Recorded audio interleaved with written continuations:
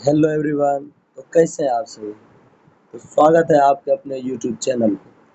तो चलिए, आज ये दूसरा वीडियो है वंशागतिक आणविक आधार का क्लास 12th बायोलॉजी के। और इसके पहले हमने 18 क्वेश्चन का आंसर आप सबों को सही सही बताया। अब हम 18 से 18 को फिर से हम बताएंगे, 18 नंबर क्वेश्चन, और उसके आगे फिर बढ़ेंगे। ठीक है, ये सब हो चुका है। जैसे पहला क्वेश्चन दिया ने कि एक्स किरण विवर्तन का आंकड़ा किसने दिया, तो विल्किंस और रोजलिंड फ्रैंकलिन ने दिया था। चेज का प्रयोग निष्कर्ष क्या था, उन्होंने विषाणु को आनुवंशिक पदार्थ डीएनए कहा। फिर निम्नलिखित में कौन डीएनए प्रतिकृति के बारे में असत्य है, तो डीएनए के दोनों जो है लड़ियां क्या होती है, प्रतिकृति सतत नहीं होती, यह असत्य है। फिर था निम्नलिखित में कौन एंजाइम राइबोसोमल आरएनए का अनुलेखन करता है, तो इसमें था डीएनए, और यहाँ पे आंसर भी लिखा है ना। फिर देखिए निम्नलिखित में कौन समापक कोडॉन है, नहीं है, यहाँ पे बोल रहा है नहीं है। समापक कोडॉन कौन नहीं है, एयूजी नहीं है। फिर देखिए टीआरएनए के आवेशीकरण को क्या कहते हैं, निसजातीय आरएनए से अमीनो अम्ल का जुड़ना आवेशीकरण कहलाता है। ये सब टोटल का टोटल हमने क्वेश्चन आंसर कर कर लिया। अब देखिए इसके आगे कैसे कैसे होता है, इसका कॉन्सेप्ट भी बताते गया। और अब जो है हम इसके आगे बढ़ेंगे। इसके आगे जितना भी क्वेश्चन है 18 के बाद, वो हम देखेंगे। हुआ क्या था, जो वीडियो रिकॉर्ड किए ना, ऐसे तो हम 35 क्वेश्चन का सॉल्व किए, लेकिन इस मोबाइल में 1 घंटे का ही रिकॉर्डिंग हो पाया, और बाकी हमको पता ही नहीं चला उसका रिकॉर्डिंग हुआ या नहीं। लेकिन हम आगे रिकॉर्डिंग देख रहे हैं, आगे हम बहुत सारे क्वेश्चन का सॉल्व किए हैं, तो इसका किए। फिर देखिए आगे भी लिखा होगा, ये सब सॉल्व कर चुके थे, लेकिन उसका वीडियो रिकॉर्ड हुआ ही नहीं। अब हमको फिर से उसको बताना पड़ेगा। ये सब देख रहे हैं, डाउन सिंड्रोम, फिर देखिए किस प्रकार से दैहिक गुणसूत्र है, लिंग गुणसूत्र है, ये टोटल का टोटल हमने कर लिया था। लेकिन वहाँ पे क्या हुआ, एक भी जो है ऑब्जेक्टिव नहीं दिखा। अब देखिए 30 नंबर 32 नंबर तक हमने ऑब्जेक्टिव सॉल्व किया। यहाँ पे कई क्वेश्चन का आंसर तो गलत भी था। लेकिन चलिए हम फिर से स्टार्ट करते हैं। आप सब बने रहिए चैनल के साथ, और अभी हम जल्दी जल्दी में इसका आंसर अब बताते जाएंगे। ठीक है, ज़्यादा डिटेलिंग करेंगे लेकिन उतना नहीं करेंगे। चलिए 18 नंबर क्वेश्चन था कि डीएनए के कूट का क्रम क्या कहलाता है। तो यहाँ पे 18 नंबर क्वेश्चन था, डीएनए के कूट का क्रम क्या कहलाता है। डीएनए का कूट का क्रम, जैसे देखिए, जैसे एक कोशिका है, एक कोशिका है ये, ठीक है।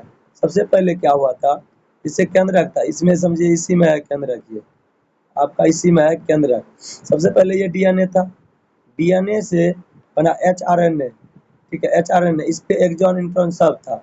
इससे स्प्लाइसिंग हुआ, इंट्रॉन को हटा दिए, इंट्रॉन हटाए ना तो बचा सिर्फ एक्सॉन। जब एक्सॉन बचता है सिर्फ एक्सॉन, तो डीएनए का कूट का क्रम जो होता है ना, वो आपका एक्सॉन ही होता है। क्या होता है, एक्सॉन। चलिए अगला क्वेश्चन, अगले क्वेश्चन की ओर चलते हैं। यहाँ पे है कि अनुवांशिक कूट में कूट कितने शब्द से बने होते हैं। गेमो जो बताया था ना, गेमो गेमो जो बताए थे, वो बोले थे कि 4 पे पावर 3, मतलब कि 3 अनुवांशिक कूट में कितने शब्द होते हैं। तो उन्होंने जो बताया था वो 3 ही बताए थे। क्या बताए थे, 3, ठीक है, 3। फिर देखिए अगला क्वेश्चन, यूरेसिल किससे संबंधित है। यूरेसिल जो देखिए इसके आगे हम सॉल्व भी किए होंगे। अब देखिए जैसे न्यूक्लियोटाइड है, नाइट्रोजन क्षारक, पेंटोस शर्करा, फॉस्फेट समूह। न्यूक्लियोटाइड में जैसे यहाँ पे नाइट्रोजन क्षारक 2 गो, प्यूरिन और पैरामिडिन। प्यूरिन में एडेनिन और ग्वानिन, एडेनिन और ग्वानिन। इसमें था पैरामिडिन, साइटोसिन, यूरेसिल और थाइमिन। पेंटोस शर्करा राइबो शर्करा था, और डीऑक्सी राइबो शर्करा था। ठीक है, डीएनए में सिर्फ एडेनिन, ग्वानिन, साइटोसिन, थाइमिन पाया जाता है। आरएनए में जो है एडेनिन, ग्वानिन, साइटोसिन, यूरेसिल पाया जाता है। जो फॉस्फेट समूह भी है, यहाँ पे है कि यूरेसिल किससे संबंधित है। यूरेसिल सिर्फ आरएनए में पाया जाता है, तो इसका आंसर आरएनए हो जाएगा। हम इसको अब मिटाते भी जाते हैं, क्योंकि ज़्यादा गैदरिंग हो जाएगा ना, मज़ा नहीं आएगा। ठीक है, ज़्यादा गैदरिंग होने पर मज़ा नहीं आता है। अगला द्विगुणन, द्विगुणन में प्रयुक्त होने वाला एंजाइम क्या होता है। द्विगुणन में मतलब डीएनए का द्विगुणन कौन करता है, DNA polymerase, DNA polymerase.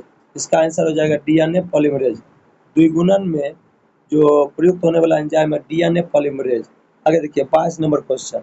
22 number question है कि मनुष्य में हीम अंधता, हीम, इसको हम मिटा रहे हैं, इसको जो ना हम मिटा रहे हैं, इसको हम मिटा रहे हैं, थोड़ा गौर से देखिए इन सबों को। मनुष्य में हीम अंधता का मुख्य कारण इनमें से क्या है? बोल रहा है बीटा यूवी बीटा रे के अवशोषण से, यूवी बीटा रे के अवशोषण से, यूवी बीटा रे के अवशोषण से। फिर न्यूक्लिक अम्ल, पॉलीमर किसका? न्यूक्लिक अम्ल किससे मिलकर बना होता है? न्यूक्लिक अम्ल जो बना होता है न्यूक्लियोटाइड से, किससे मिलकर बना होता है? न्यूक्लियोटाइड से। चलिए अगला क्वेश्चन कर चलते हैं। ये सब हम ऑब्जेक्टिव करा चुके थे, किस प्रकार से स्प्लाइसिंग होता है, किस प्रकार से इंट्रॉन निकल जाता है, ये सब, ठीक है। ये डीएनए फिंगरप्रिंटिंग में वीएनटीआर क्या होता है? Variable number of random repeats, ये सब हम बता चुके हैं, ठीक है। 21वें गुणसूत्र का अलग होना, इसे बोलते हैं नॉन डिसजंक्शन, नॉन डिसजंक्शन। 21वें गुणसूत्र में ट्राइसोमी होना मीन्स 47 गुणसूत्र होना क्या कहलाता है? Down syndrome. टंडन सिंड्रोम में एक गुणसूत्र घट जाएगा, एक्सओ हो जाएगा, और एक्स एक्स वाई हो जाएगा ना, उसे कहते हैं क्लाइनेफेल्टर सिंड्रोम, ठीक है। चलिए यहाँ पे देखिए दैहिक गुणसूत्र होता है 22 जोड़ा, और एक जोड़ा होता है लिंग गुणसूत्र। एक जोड़ा क्या होता है? लिंग गुणसूत्र। ये सब भी बता चुके थे। चलिए आगे चलते हैं। अगला जो क्वेश्चन है अब हम देखेंगे, यहाँ पे डायरेक्ट आ गए कितना क्वेश्चन? 24, 23 तक हो गया तो उधर ना, फिर देखिए तो कितना तक हुआ? 23 तक हुआ। अब है 24 नंबर। बहुत अब जल्दी खींचेंगे इसको, ठीक है। 24 24, ठीक है। 24 देखिए, 24 में बताया जा रहा है, 24 में बताया जा रहा है, थोड़ा रुकिएगा तो।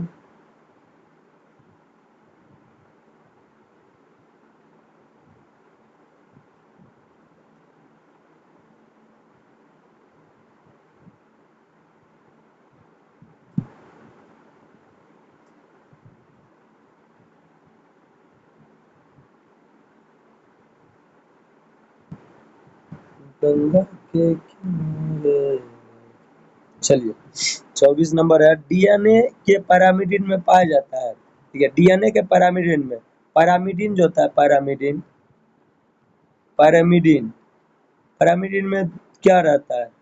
जैसे काट, COT, इस डीएनए में बोला, डीएनए में पाया जाता है साइटोसिन और थायमिन। इसका आंसर हो जाएगा साइटोसिन और थायमिन, ये ए नंबर। 25 नंबर देखिए, 25 नंबर बोल रहा है कि 25 नंबर जो कह रहा है यहाँ पे कि टीआरएनए में पाए जाने वाले 3 क्षारकों का क्रम जो संदेश वाहक आरएनए कोडॉन से बनता कहलाता है। बोल रहा है जैसे एमआरएनए है, एमआरएनए, यहाँ पे देखिए, जैसे बोल रहा है कि यहाँ पे एमआरएनए है, इस पे जो टीआरएनए आता है,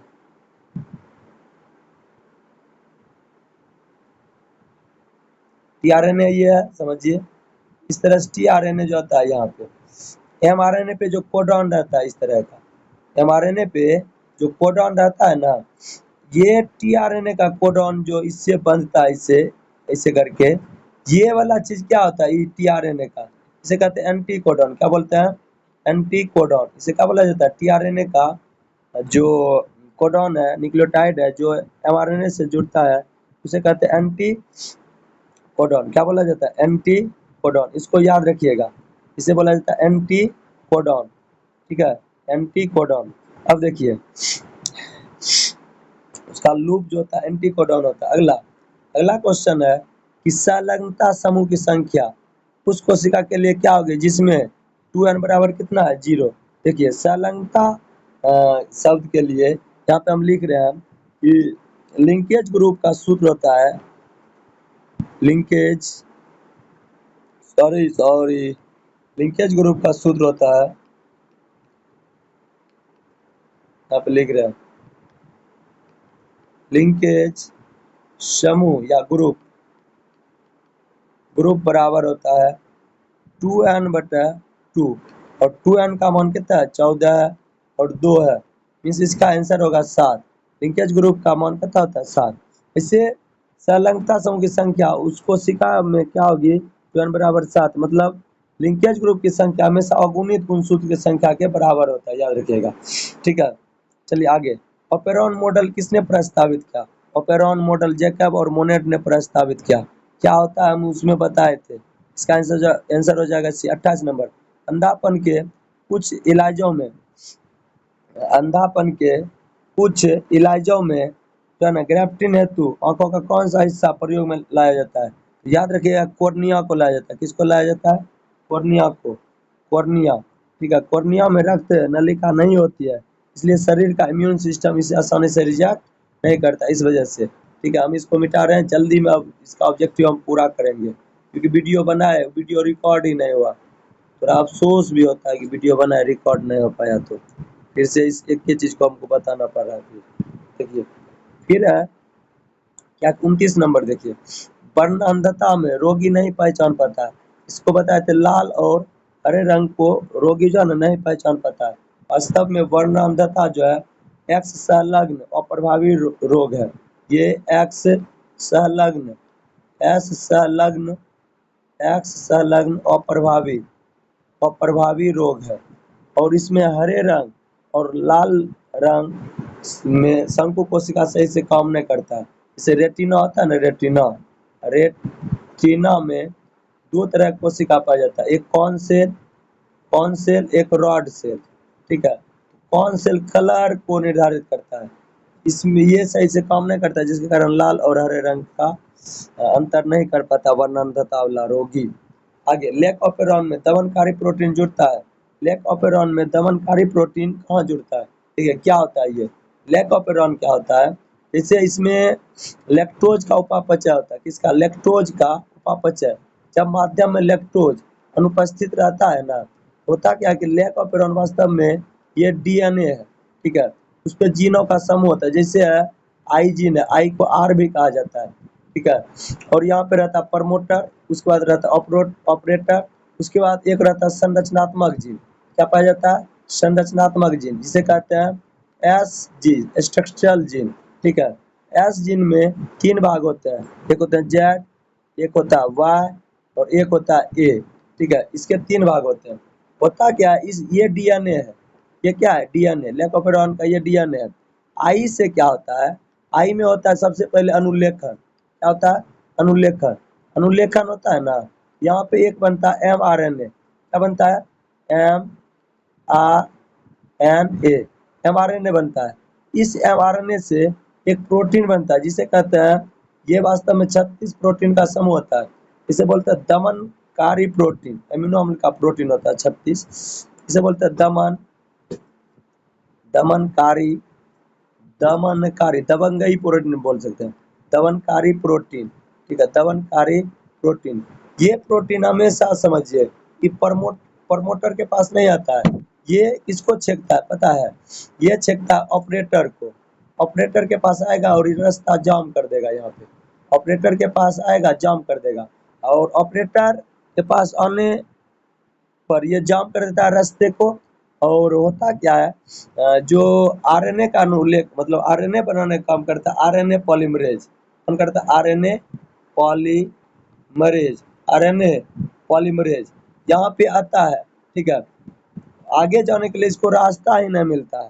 इसके वजह से, इसके वजह से जो है ना, ये आरएनए पॉलीमरेज आगे नहीं जा पाता है। और ये जो इतना भाग है संरचनात्मक जीन से, ये एमआरएनए नहीं बन पाता है। इसके कारण कोई आगे चलकर एमआरएनए से कोई किसी प्रकार का एंजाइम नहीं बनता है। जब एंजाइम नहीं बनता है तो कोई तरह का उपापचय नहीं होता है। मीन्स जो है जिसे रिप्रेसर प्रोटीन कहते हैं, दमनकारी प्रोटीन हमेशा ऑपरेटर के पास जुड़ता है। और हम जानते हैं कि आरएनए पॉलीमरेज जो है प्रमोटर के पास जुड़ता है। इस वजह से आरएनए पॉलीमरेज आगे नहीं बढ़ पाता है, अनुलेखन नहीं हो पाता, इसलिए कहते हैं इसे लैक्टोज का स्विच ऑफ कंडीशन। चलिए इसका आंसर देखते हैं क्या होगा।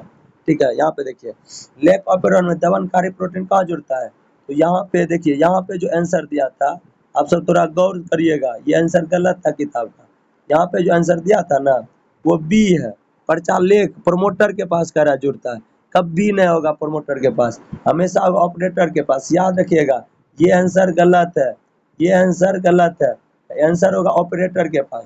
चलिए 31 नंबर क्वेश्चन, 31 नंबर क्वेश्चन सुनिएगा। 31 में बोला जा रहा है, ये भी आंसर थोड़ा गलत है, गौर करिएगा, ये आंसर गलत है। यहाँ पे आंसर ए दिया है। ठीक है, इसमें कहा गया है निम्नलिखित में से अनुलेखन के लिए महत्वपूर्ण है? डीएनए मिथाइलेज, कभी नहीं सुने इसका नाम, ठीक है, हमेशा सुनिए। अनुलेखन का इकाई जो होता है, अनुलेखन का इकाई 3 एक होता है, अनुलेखन का इकाई 3 गो।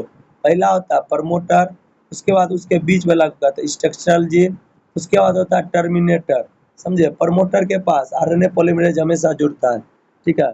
तो इसका जो हो जाएगा आंसर, क्या हो जाएगा? अनुलेखन के लिए महत्वपूर्ण क्या होगा? प्रमोटर होगा। और यहाँ पे आंसर क्या दिया है? डीएनए मिथाइलेज, गलत है आंसर, ठीक है, तो होगा प्रमोटर। चलिए अगला क्वेश्चन, प्रतिकोडन या एंटीकोडन पाए जाते हैं? प्रतिकोडन या एंटीकोडन अभी बताए थे, यहाँ पे टीआरएनए होता है ना, टीआरएनए इस तरह से, टीआरएनए जो होता है यहाँ पे जो न्यूक्लियोटाइड का समूह बनता है उसे कहते हैं प्रतिकोडन या एंटीकोडन। टीआरएनए के निचले लूप पे, टीआरएनए के निचले लूप पे एंटीकोडन पाया जाता है, यहाँ पे एंटीकोडन पाया जाता है, एंटीकोडन, ठीक है, एंटीकोडन। चलिए अगला क्वेश्चन कह रहा है कि इसको हम पहले मिटाते हैं जितना भी लिखा है इस पे। यहाँ पे कह रहा है, यहाँ पे देखिए, कह रहा है कि ऐच्छिक जीन के बहुलीकरण हेतु किसका उपयोग किया जाता है? अगर अपने अनुसार बहुत सारे जीन एम्प्लीफिकेशन करना है, तो बहुत सारा जीन अगर हमको बहुलीकरण का इंग्लिश से होता है एम्प्लीफिकेशन, अगर बहुलीकरण करना है तो हमको क्या करना पड़ेगा जानते हैं? पीसीआर, बहुत सारे जीनों को हम बना सकते हैं। पीसीआर का फुल फॉर्म होता है पॉलीमरेज चेन रिएक्शन। इसमें टैग पॉलीमरेज का प्रयोग किया जाता है, टैग पॉलीमरेज का प्रयोग किया जाता है, टैग, यहाँ पे देख रहे हैं PCR, tag polymerase DNA, tag polymerase जीवाणु का प्रयोग किया जाता है। ये सब बता चुके थे, लेकिन हुआ क्या, वीडियो रिकॉर्ड ही नहीं हो पाया, ठीक है। डीएनए के फोटो कॉपी करने के लिए पीसीआर का बहुत सारा प्रयोग किया जाता है। चलिए आगे आगे बढ़ते हैं। 34 डीएनए के, जब डीएनए के एक बिलियन टुकड़े को 80 से 90 डिग्री सेल्सियस पर रखा जाता है तो क्या होता है? जब डीएनए के एक टुकड़े को 80 से 90 डिग्री सेल्सियस पर रखा जाता है तो क्या होता है? सबसे पहले ये डीएनए है, समझिए, ये डीएनए 80 से 90 डिग्री पे देंगे ना, इसका जो है ये वाला भाग, इसका न्यूक्लियोटाइड थोड़ा थोड़ा अलग हो जाएगा, मीन्स डीनेचुरेशन होगा, और फिर से विनेचुरेशन हो जाता है, मीन्स इस पर कोई प्रभाव नहीं पड़ेगा, ये गलत है। इसका विकुंडलन हो जाएगा, क्या हो जाएगा? विकुंडलन। फिर अगर ठंडा करेंगे तो ये जुड़ भी जाएगा, तो इसका आंसर बी हो जाएगा। इसका आंसर क्या होगा? डीनेचुरेशन कहते हैं, ठीक है, डीनेचुरेशन मीन्स अधिकतम तापमान पर दोनों रज्जु का हाइड्रोजन बॉन्ड क्या हो जाता है? टूट जाता है, टूट जाता है, और दोनों स्टैंड अलग हो जाते हैं, डीनेचर के हो जाते हैं। पहला क्वेश्चन देखिए 35 का कह रहा है कि डीएनए संश्लेषण के समय बनने वाला खंड क्या होता है? डीएनए के संश्लेषण के समय बनने वाला नया खंड जो होता है, जैसे ये समझिए, ये डीएनए इस तरह का वाई फ्रॉग लाइक स्ट्रक्चर बनता है। एक में क्या होता है? एक में एक लंबा चेन प्राप्त होता है हमको, सतत रज्जु, इस तरह से सतत रज्जु डीएनए का। एक में होगा टुकड़ा टुकड़ा डीएनए प्राप्त होगा, जिसे बोलते हैं ओकाजाकी फ्रेगमेंट। डीएनए संश्लेषण समय बनने वाला खंड क्या होता है? प्राइमेज नहीं, आरएनए का नहीं, आरएनए प्राइमर नहीं, ओकाजाकी फ्रेगमेंट। क्या होता है?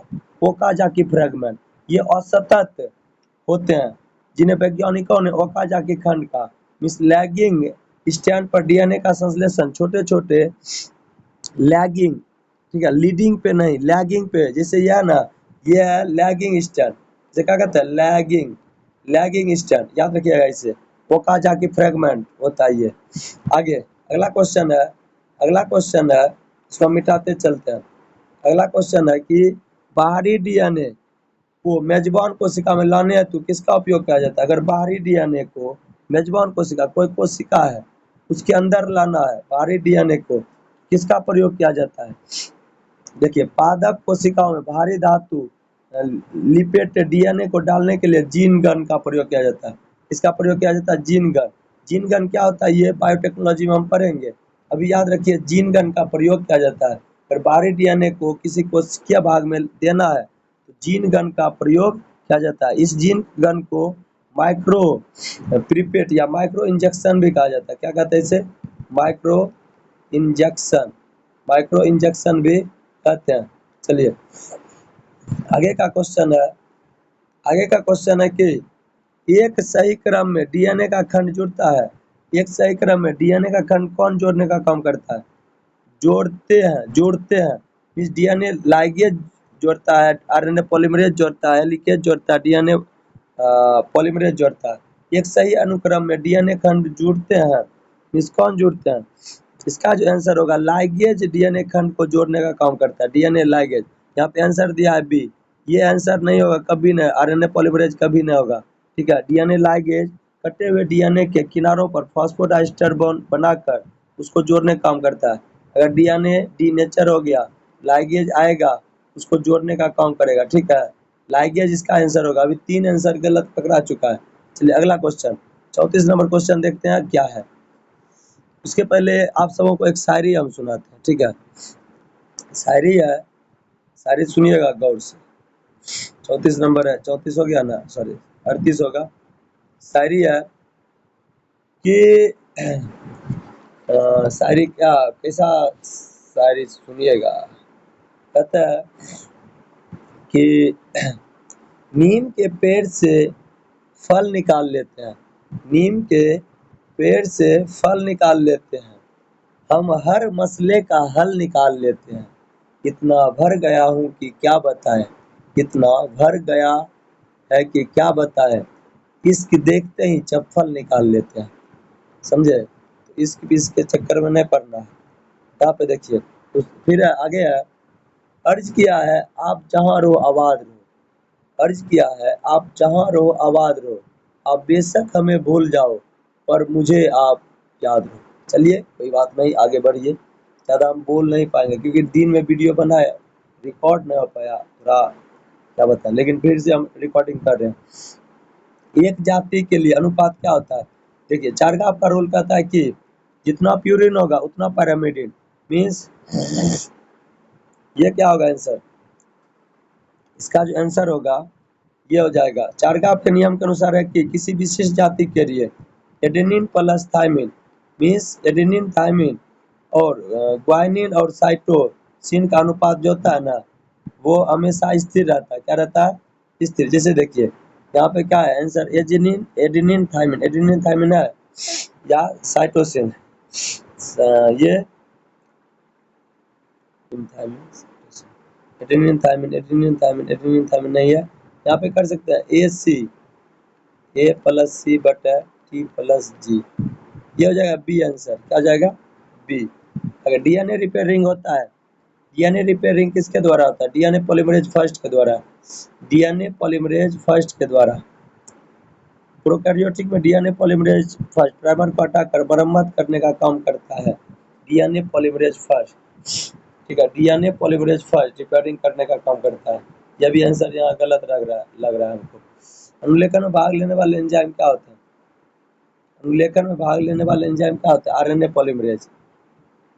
सॉरी, अनुलेखन बोल रहा है, ये भी आंसर गलत है।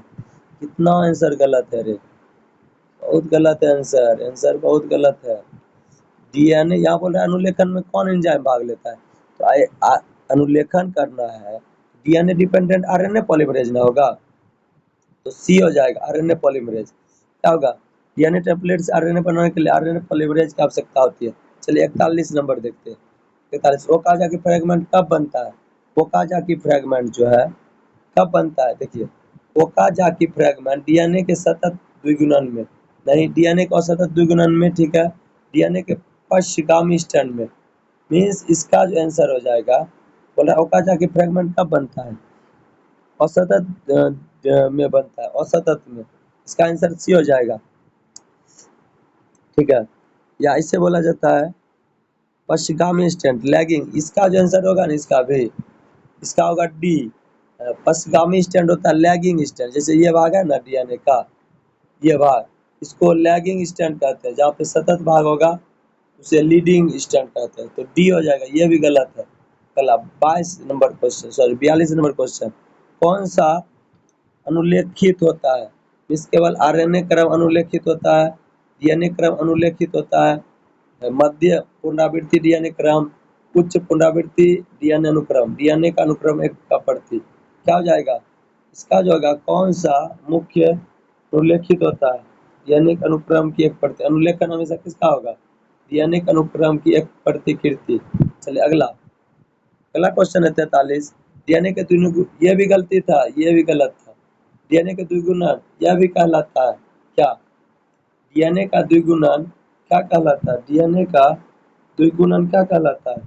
डीएनए से डीएनए का बनना प्रतिकृतिकरण कहलाता है। इसका भी आंसर गलत है, यहाँ सी हमारा कभी नहीं होगा। कितना गलत है वो। आगे डीऑक्सी राइबोस शर्करा एक ही वर्ग क्या है जिन्हें क्या कहा जाता है? इसे कहा जाता है पेंटोज शर्करा। इसे कहते हैं पेंटोज शर्करा, पेंटोज शर्करा कहा जाता है। ठीक है, इसमें 5 कार्बन के रिंग होते हैं, ये सब संरचना बनता है।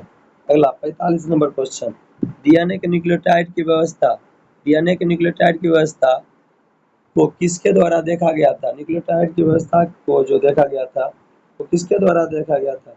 एक्सरे क्रिस्टोग्राफी के द्वारा, एक्सरे क्रिस्टोग्राफी के द्वारा। ठीक है, इसमें क्या होता है? रोजलिन फ्रैंकलिन और मॉरिस विल्किंस एक्सरे क्रिस्टोग्राफी तकनीक से डीएनए की संरचना पे अध्ययन किया था। ओकाजाकी खंड क्या होता है? ओकाजाकी खंड होता है लीडिंग स्ट्रैंड पर डीएनए के छोटे छोटे खंड। मीन्स सी हो जाएगा, इसका क्या हो जाएगा? सी। लैगिंग स्ट्रैंड पे छोटे छोटे नाटकीय भाग कर सकते हैं। चलिए अगला 47 नंबर है। डीएनए से प्रत्यक्ष रूप से संश्लेषण नहीं किया जा सकता है। प्रत्यक्ष रूप से क्या संश्लेषित नहीं कर सकते हैं? इसका जो आंसर हो जाएगा ना प्रोटीन, प्रोटीन हो जाएगा। क्या नहीं कर सकते हैं? डायरेक्ट डीएनए से वो प्रोटीन हम संश्लेषित नहीं कर सकते, डायरेक्ट हम प्रोटीन संश्लेषित नहीं कर सकते। इसका रीजन ये है कि सेंट्रल डोगमा के अनुसार, सेंट्रल डोगमा के अनुसार जो होता है ना, डीएनए से बनता है आरएनए। डीएनए से क्या बनता है? आरएनए। कैसा आरएनए? एमआरएनए। और एमआरएनए से क्या बनेगा? प्रोटीन। एमआरएनए से प्रोटीन। डायरेक्ट हम डीएनए से प्रोटीन नहीं बना सकते हैं। चलिए 38 हो गया, ये हो गया। अगला 48 नंबर। न्यूक्लिक अम्ल किस एंजाइम द्वारा खंडित होता है? न्यूक्लियेज एंजाइम के द्वारा। किसके द्वारा? न्यूक्लियेज एंजाइम के द्वारा। न्यूक्लिक अम्ल जो होता है डीएनए और आरएनए होता है, न्यूक्लियेज एंजाइम दोनों को नष्ट कर सकता है। आगे 49। डीएनए द्विकुंडलित मॉडल किसने दिया? वाटसन और क्रिक ने। वाटसन और क्रिक ने। वाटसन और क्रिक। पीसीआर का मुख्य कारण डीएनए के किसी छोटे हिस्से लाखों करोड़ों कॉपियों तैयार करना। सॉरी, क्या हो जाएगा? डीएनए द्विकुंडलित मॉडल किसने दिया? 1953 में वाटसन और क्रिक ने। वाटसन और क्रिक। 50 का देखिए, 50 का जो आंसर होगा, 50 का पॉलीमरेज श्रृंखला अभिक्रिया का क्या कार्य है? ये डीएनए प्रतिवर्धन करता है। क्या करता है? डीएनए की मात्रा को बढ़ाने का काम करेगा। पीसीआर से बहुत सारा डीएनए प्राप्त हो जाएगा। चलिए 50 क्वेश्चन हमने किया। अब जो है 51 नंबर क्वेश्चन देखिए। हम क्या 30 क्वेश्चन जो है अलग से ही कर लेंगे क्योंकि वीडियो ज़्यादा लंबा हो जाएगा।